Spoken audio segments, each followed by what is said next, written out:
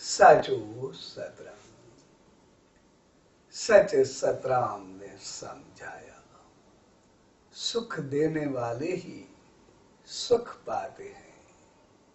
सो ऐसे शहंशाह सदगुरु साईं सतराम दास साहब जी के 151 साला जन्म महाउत्सव दिनांक 22 से 25 अक्टूबर तक जो संत सतराम धाम राड़की साहब और संत सतराम धाम नागपुर में मनाया जा रहा है, उसी पे आप सभी प्यार व मोहब्बत से पहुंच करके अपने जीवन को मालिक की रहमतों से भरेंगे, क्योंकि 51 का मकसद ही होता है उसी सच्चे साईं की रहमत तरफ आगे बढ़ना।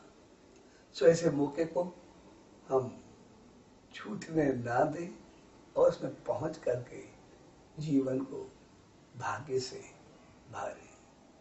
और जो हम इस मौके पे अपने शहरों गांव या कहीं भी बैठ करके इस मेले को मनाते हैं, वो हम जनवरी में मनाएंगे और इस बार राड़की साहब या नागपुर पहुंच करके उसी सच्चे साईं की रहमत का पात्र बने और जिस प्यार मोहब्बत सिख श्रद्धा से वहां पर पहुंचेंगे उतनी रहमतों से खुद को भरेंगे।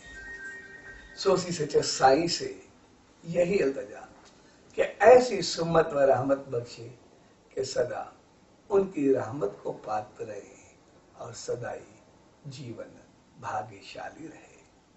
साचो सतराम, साचो सतराम, साचो सतराम।